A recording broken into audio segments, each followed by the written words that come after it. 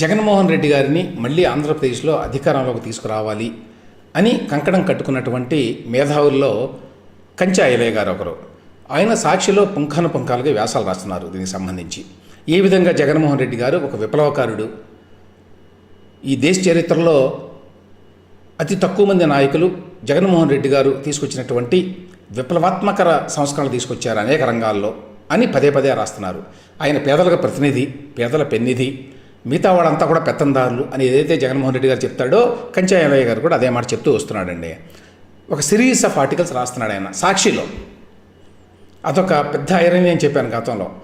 సాక్షి పత్రికలో, జగన్మోహన్ రెడ్డి గారు పెట్టిన పత్రికలో ఆయన అడ్డగోలుగా సంపాదించి వేరే వాళ్ళు ఎవరో పెట్టుబడులు పెడితే దాన్ని తను సొంతం చేసుకున్నటువంటి పత్రికలో జగన్మోహన్ రెడ్డి గారు గొప్పవారు, మిగతా వాళ్ళంతా కూడా విలన్లు అని చెప్పి ఈయన రాస్తున్నారు. అందులో తాజాగా ఒక ఆర్టికల్ రాశారు. అదేంటంటే ఉద్యోగులు చాలామంది కూడా ఇవాళ జగన్మోహన్ రెడ్డి గారికి వ్యతిరేకంగా ఉన్నారు. అందరికీ తెలుసు అది. ఉద్యోగులు 2018లో చంద్రబాబు నాయుడు గారికి వ్యతిరేకంగా ఉన్నారు ఆ ఎన్నికల్లో. ఎందుకు? వారు ఏం ఆశించారంటే చంద్రబాబు నాయుడు గారి కంటే జగన్మోహన్ రెడ్డి గారు ఇంకా భారీ ఎత్తున మాకు చాలా చేస్తాడు అని చెప్పి కూడా అనుకున్నారు ఆ రోజున. అయితే పరిస్థితి అంతా తలక్రిందులైంది. తర్వాత చివరికి ఏమిటయ్యా పరిస్థితి అంటే నెల నెలా మా జీతం మాకు వస్తే చాలు అనేటువంటి స్థితికి ఉద్యోగులు తీసుకొచ్చాడు జగన్మోహన్ రెడ్డి గారు. సో ఈ నేపథ్యంలో మరి ఈ ఉద్యోగులంతా జగన్మోహన్ రెడ్డి గారికి ఓటు వేయరేమో అనేటువంటి భయంతో కంచా ఐలయ్య గారు ఒక వ్యాసం రాశారు. ఏపీ ఉద్యోగులతో ఒక మాట అని. ఆయన చెప్పదలుచుకుంది ఏంటంటే జగన్మోహన్ రెడ్డి గారు విద్యా వ్యవస్థని సమూలంగా మారుస్తున్నాడు, గొప్ప గొప్ప సంస్కరణలు తీసుకొస్తున్నాడు. అటువంటి జగన్మోహన్ రెడ్డి గారిని మళ్ళీ గెలిపించుకోవాలి మనందరం కలిసి. చంద్రబాబు నాయుడు ప్రైవేటీకరణ చేశాడు గతంలో, చాలా ప్రమాదకరమైనటువంటి పనులు చేశాడు. స్కూళ్ళు, జూనియర్ కాలేజీల విద్యా ప్రైవేటీకరణ చేశాడు. వేరేజ్ దానికి ఆపోజిట్గా చేస్తున్నాడు జగన్మోహన్ రెడ్డి గారు అని ఈ విధంగా ఈ ఆర్టికల్ అంతా రాశాడండి. అయితే బేసికల్లీ నా పాయింట్ ఏమిటంటే ఇందులో జగన్మోహన్ రెడ్డి గారు నిజంగానే విప్లవాత్మక మార్పులు తీసుకొచ్చాడా స్కూల్ విద్యా విధానంలో? అందువల్ల అది చూసి మురిసిపోయి టీచర్లందరూ, ప్రభుత్వ టీచర్లందరూ కూడా జగన్మోహన్ రెడ్డి గారికి ఓటేయాలా, లేక ఇతర వర్గాలు కూడా ఓటేయాలా? జగన్మోహన్ రెడ్డి గారు చేసింది కాస్మెటిక్ చేంజెసా లేదు నిజమైన సంస్కరణలా అనేది కదా ప్రశ్న. ఇంతవరకు స్కూల్ విద్యా విధానంలో జగన్మోహన్ రెడ్డి గారు చేసిన మార్పుల వల్ల కలిగినటువంటి అద్భుతమైనటువంటి ఫలితాలు ఇవి అనేటువంటి అధ్యయనం ఏమీ రాలేదండి. ఇన్ఫ్యాక్ట్ ఉపాధ్యాయ సంఘాల నాయకులు చాలా కాలం చెప్తున్నారు, టీచర్లు కూడా చాలా కాలం చెప్తున్నారు, అయ్యా యాక్చువల్గా ఇప్పుడు చేసినవన్నీ కాస్మెటిక్ అంటే పైపైన మేకప్ మాత్రమే. ఇది కొన్ని స్కూల్ భవనాలకు రంగులు వేశారు డబ్బులు ఖర్చు పెట్టి. కొన్ని గతంలో ఉన్నటువంటి పిల్లలకి బెల్టులు ఇట్లాంటివి ఇవ్వడం అంటే గతంలో కూడా ఉందండి. వాటికి పేర్లు మార్చి వాటి మీద జగన్మోహన్ రెడ్డి గారి బొమ్మ వేసినంత మాత్రాన అవన్నీ కొత్త పథకాలు కాదు. ఈ పథకాలు చాలా గతంలో కూడా ఉన్నాయి, గత ప్రభుత్వంలో కూడా ఉన్నాయి. ఈయన చేసిన 1-2 పనులు ఏమిటంటే, ఒకటి స్కూల్ భవనాలకు రంగులు వేశారు, ఒకటి ఇంగ్లీష్ మీడియం పేరుతోటి మిగతా వాళ్ళందరినీ విలన్లుగా చూపించడానికి ఒక ప్రయత్నం చేశారు. నేను ఇంగ్లీష్ మీడియం ప్రవేశపెడుతున్నాను, అదే గొప్ప సంస్కరణ అని చెప్పి. దాంతోపాటు టీచర్ల మీద చాలా జులుం చేశారు. వారు చేసిన పనులు ఇవి. అయితే వాస్తవంగా అసలు ఏంటి, దీనివల్ల బెనిఫిట్ జరిగిందా ఏమిటి అని చూస్తే మనకి ఇంతవరకు ఏ అధ్యయనం కూడా చెప్పట్లా ఇది అద్భుతంగా జరిగిందని. ఇన్ఫ్యాక్ట్ గతంలో విమర్శకులు ఏమన్నారంటే జగన్మోహన్ రెడ్డి గారి హయాంలో డ్రాప్ అవుట్ రేట్ ఇంకా పెరిగింది గతంలో కంటే స్కూల్స్లో. ఏం చెప్తున్నారంటే 21-22 సంవత్సరం కంటే ఆ తర్వాత సంవత్సరంలో 8 లక్షల మంది పైగా స్టూడెంట్స్ డ్రాప్ అవుట్ అయ్యారు. డ్రాప్ అవుట్ అయ్యారు అంటే అర్థం ఏంటంటే స్కూల్లో పరిస్థితులు బాగా లేవనండి, అనుకూలంగా లేవని పిల్లలకి. అంతకుముందు 37,59,000 మంది స్టూడెంట్స్ ఉంటే 22-23 నాటికి అది 45,71,000 మంది ఉంటే ఆ తర్వాత సంవత్సరంలో అది 37,59,000 మందికి దిగజారింది అనేది ఒకటి.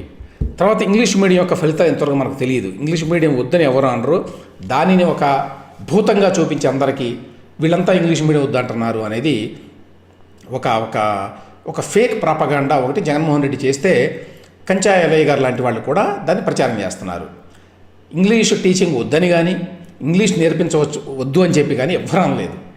ఇంగ్లీష్ మీడియం అనేది ప్రాబ్లమాటిక్, దానికి చాలా ఏర్పాట్లు ఉండాలి ఒకటి. రెండవది, ఇంగ్లీష్ మీడియంలో చదివినంత మాత్రానే ఇంగ్లీష్ వస్తుంది, దానివల్ల చాలా బెనిఫిట్స్ ఉంటాయి అనేటువంటి అధ్యయనం ఎక్కడా లేదు. నిజానికి పిల్లలు మాతృభాషలో 5వ తరగతి వరకు చదువుకొని ఆ తర్వాత నుంచి ఇంగ్లీష్ మీడియంలోకి వెళితే మెరుగైన ఫలితాలు ఉంటాయి అని చెప్పి అనేక అధ్యయనాలు చెప్పినాయి గతంలో. ఇది ఇప్పటి కొత్త విషయం ఏమీ కాదు. ఈ ఐక్యరాజ్య సమితి దగ్గర నుంచి అనేక అంతర్జాతీయ సంస్థలు దీని మీద స్టడీ చేసినాయి. ప్లస్ అంతర్జాతీయంగా కూడా అనేక దేశాల్లో ఈ అనుభవం ఉంది. అందువల్లనే చాలా దేశాల్లో వాళ్ళ సొంత మాతృభాషలోనే మొత్తం పెట్టుకున్నారు వాళ్ళు. మనం స్కూల్ కనీసం ప్రైమరీ ఎడ్యుకేషన్ అన్నా తెలుగులో ఉండాలి అని చెప్తున్నాం. కానీ చాలా దేశాల్లో China, Japan, all European countries, France, Germany, Sweden, Denmark, ఇన్ని చాలా అభివృద్ధి చెందిన దేశాలండి. ఫస్ట్ వరల్డ్ కంట్రీస్ ఇవి. వాళ్ళందరికీ ఇంగ్లీష్ బ్రహ్మాండంగా వచ్చు. అక్కడ ఎక్కడ ఇంగ్లీష్ మీడియం లేదు. అక్కడ పీజీ వరకు ఈవెన్ ప్రొఫెషనల్ కోర్సెస్ అంటే మెడిసిన్, ఇంజనీరింగ్ ఇట్లాంటివి కూడా వాళ్ళ భాషలోనే ఉన్నాయి. సో ఇది ఒక చర్చ. అయితే ఇక్కడ ఇంగ్లీష్ మీడియం పెట్టగానే ఏదో అద్భుతమైన ఫలితాలు వచ్చేస్తాయని చెప్పి అన్నట్టుగా వీళ్ళు ఒక ప్రొజెక్షన్ ఇచ్చారు. దానివల్ల కూడా ఏమీ పెద్ద బెనిఫిట్ పొందినట్టుగా ఇంతవరకు అయితే తెలియదు. సరే, దానికి టైం పట్టవచ్చు, కొన్ని సంవత్సరాలు పడితే కానీ, అధ్యయనాలు చేస్తే కానీ తెలియదు. ఇక్కడ ఒక పాయింట్, నేను ఒక ఎనక్డోటల్ ఇన్సిడెంట్ ఒకటి చెప్తానండి. అదేంటంటే, ఆ మధ్య కంచా ఎలయ్య గారు లాగానే రఘుబాబు అని చెప్పి ఒక సినిమా యాక్టర్ ఉన్నాడు. గిరిబాబు గారి కొడుకు, కమెడియన్. అతను సాక్షికి ఒక ఇంటర్వ్యూ ఇచ్చాడు. అందులో ఏమి రాశారంటే, రావినూతల గ్రామం, ప్రకాశం జిల్లా ఆయనది. అక్కడ అద్భుతంగా మా స్కూల్ మారిపోయింది, అసలు అంతా ఇంగ్లీష్ మీడియం ఇవన్నీ పెట్టారు, అసలు ఇప్పుడు గ్రామం ఎంతో బ్రహ్మాండంగా ఉంది, దీనివల్ల జగన్మోహన్ రెడ్డి గారు వచ్చిన తర్వాత అసలు బ్రహ్మాండమైన మార్పులు చేశారు, అసలు మామూలు మనిషి కాదు జగన్మోహన్ రెడ్డి అని చెప్పి ఆ సినిమా స్టైల్లో పొగిడాడు ఆయన. దాని మీద ఒక మాస్టర్ గారు, కృష్ణయ్య గారు ఆయన పేరు, ఆయన ఎక్కడో వాట్సాప్లోనే ఎక్కడో రాసుకున్నట్టున్నారు. అది కొంచెం సోషల్ మీడియాలో అక్కడ వచ్చింది, చూశాను నేను. చూసిన తర్వాత ఆయనకు ఫోన్ కూడా చేశాను నేను, విషయం కనుక్కోవడానికి కరెక్టేనా కాదా అని. ఆయన కన్ఫర్మ్ చేశారు. ఆ కృష్ణయ్య గారు retired head master from Ravinuthala high school అండి. ఏమిటి విషయం ఆయన రాసింది? రఘుబాబు గారు ఇచ్చిన ఇంటర్వ్యూని చూసి దానికి స్పందనగా ఆయన రాశారు. అదేంటంటే, అయ్యా రఘుబాబు గారు ఏదో ఇప్పుడు బ్రహ్మాండంగా ఉందని చెప్తున్నారు, ఇప్పుడు కాదు గతంలో యాక్చువల్గా బ్రహ్మాండంగా ఉంది. నేను 96 నుంచి 9 ఏళ్ల పాటు రావినూతల గ్రామంలో ఆ స్కూల్లో పనిచేశాను ఫిజిక్స్ టీచర్గా. ఆ తర్వాత హెడ్ మాస్టర్గా రిటైర్ అయ్యారు ఆయన.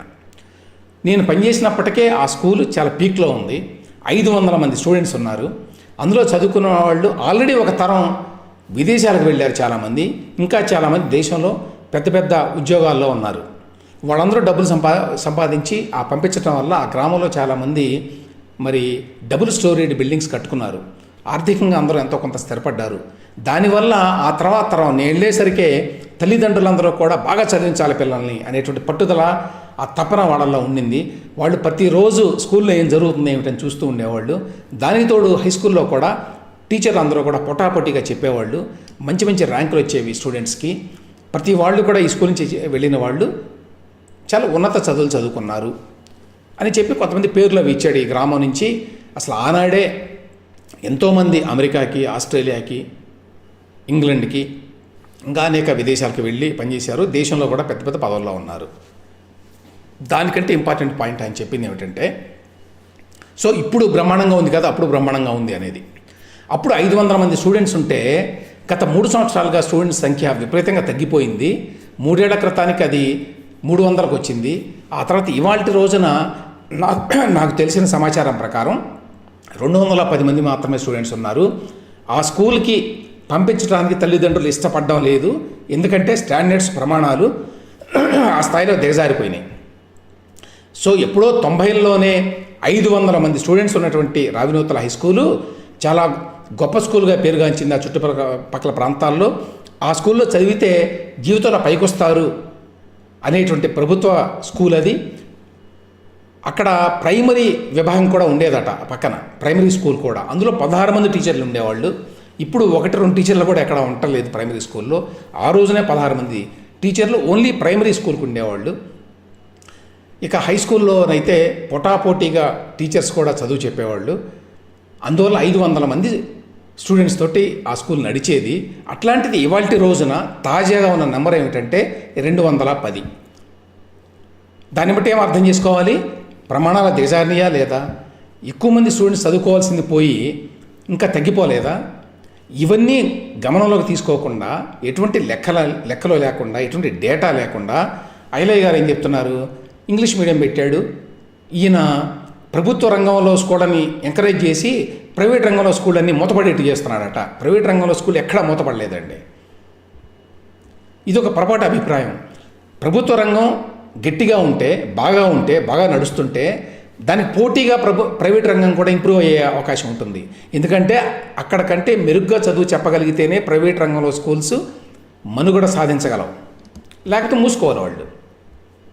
కాబట్టి ప్రభుత్వ స్కూల్స్ బాగా లేవు అనుకోండి, అప్పుడు ప్రైవేట్ స్కూల్స్లో స్టాండర్డ్స్ కూడా బాగా ఉండవు. ఎందుకంటే అక్కడ ఎలాగో చండాలంగా ఉంది గవర్నమెంట్ స్కూల్కి పంపించాలంటే దానికంటే ఎంతో కొంత మెరుగు అని ప్రైవేట్ స్కూల్కి పంపిస్తారు. అలా కాకుండా ప్రభుత్వ రంగంలో స్కూల్స్ కనుక బాగా పనిచేస్తే ప్రైవేట్ రంగంలో స్కూల్స్ ఇంకా బాగా పనిచేస్తాయి.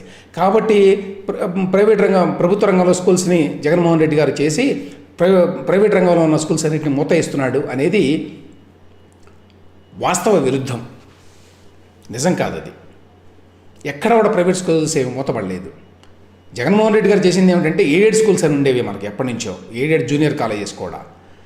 వాటి యొక్క ఆస్తులను లాక్కోవడానికి ఒక చట్టం తీసుకొచ్చాడు, దాన్ని హైకోర్టు వాళ్ళు కొట్టేశారనుకోండి. తర్వాత ఆస్తుల మీద కన్నే తప్ప యాక్చువల్గా విద్యా రంగానికి జగన్మోహన్ రెడ్డి గారు కాస్మెటిక్ చేంజెస్, ఐలయ్య గారు లాంటి వారు వ్యాసాలు రాసుకోవడానికి మాత్రమే పనికొచ్చేటువంటి కొన్ని పనులు చేశారు. కానీ నిజంగా పాఠశాల విద్యని సమూలమైన మార్పులు తీసుకురావాలి ఇందులో అనేటువంటి ప్రయత్నం చేయాల. ఇంగ్లీష్ మీడియం పెడతాను అని చెప్పడం అనేది ఒక పాపులిస్ట్ విధానం. మేము నెలకు ₹1,00,000 ఇస్తాం, మీకు ఉచితంగా బ్యాంకులో వేస్తామని చెప్తున్నారు కదా రాజకీయ నాయకులు. అటువంటిది ఇది కూడా. దానికి చేయాల్సినటువంటి కార్యక్రమం చాలా ఉంటుంది. దానికి సరైన చర్చ జరగాలి. ఆ చర్చ జరగలేదు ఇంగ్లీష్ మీడియంకి సంబంధించి. ఎందుకంటే చర్చ జరగడం ఇష్టం లేదు. అవతల వాళ్ళు కాదంటారు, ఇంగ్లీష్ మీడియం పెడితే ఎట్లా మరి ఇబ్బంది కదా తెలుగు మీడియం స్టూడెంట్స్కి అని అంటే వెంటనే మీరంతా కూడా పేదలకి వ్యతిరేకం అని ముద్ర వేయడానికి అనుకూలంగా ఉంటుంది. కాబట్టి పూర్తి రాజకీయ ప్రయోజనాలను దృష్టిలో పెట్టుకుని మాత్రమే జగన్మోహన్ రెడ్డి గారు ఇంగ్లీష్ మీడియం అనే మాట మాట్లాడాడు. కానీ నిజంగా ఆయనకి పేద పిల్లల పట్ల ప్రేమ కానీ, అందరికి ఇంగ్లీష్ నేర్పించాలని కానీ, వాళ్ళు ఉన్నతిలోకి రావాలని కానీ ఏమాత్రం లేదు. ఉంటే బెస్ట్ అవైలబుల్ స్కూల్ లాంటి కొన్ని పథకాలు ఏవైతే గత ప్రభుత్వంలో ఉన్నాయో అవన్నీ రద్దు చేసేవాడు కాదు. బెస్ట్ అవైలబుల్ స్కూల్ అంటే ఏంటంటే పేద పిల్లలు కనుక గవర్నమెంట్ స్కూల్లో చదివేవాళ్ళు బాగా మార్కులు వచ్చి వాళ్ళు కనుక ఒక ర్యాంక్ తెచ్చుకుంటే వాళ్ళకి గవర్నమెంట్ ఆఫర్ చేస్తుంది ఏమిటి, మీకు కావాల్సిన స్కూల్లో మీరు సెలెక్ట్ చేసుకోండి, అది ప్రైవేట్ స్కూల్ అయినా పర్వాలేదు, ఫీజు మేము కడతాం అనేటువంటి ఒక పథకం ఉండేది గతంలో. దానివల్ల పేదలు, దళితులు, వెనకబడిన వర్గాల్లో ఉన్న పిల్లలు వాళ్ళు కష్టపడి చదివేవాళ్ళు కనుక అయితే వాళ్ళు ఆప్ట్ చేసుకోవచ్చు దీనికంటే ఇంకా మెరుగైన స్కూలు. ఆ స్కీమ్ తీసేశాడు జగన్మోహన్ రెడ్డి గారు. ఎందుకు తీసేశాడు? కారణం ఏంటి? ఎందుకంటే గతంలో చేశారు కాబట్టి ఎంత మంచి పని అయినా సరే దాన్ని ఉండనేమని నేను. సో వీటన్నిటిని దృష్టిలో పెట్టుకోకుండా కంచె ఐలయ్య గారు ఊరికినే ఇప్పుడు ఏదో టీచర్లని మీరంతా జగన్మోహన్ రెడ్డి గారికి ఓటు వేయాలి అని చెప్పగానే టీచర్లు అంత అమాయకంగా, అంత తెలివి తక్కువగా ఓటు వేస్తారని చెప్పి నేనైతే అనుకోవడం లేదు.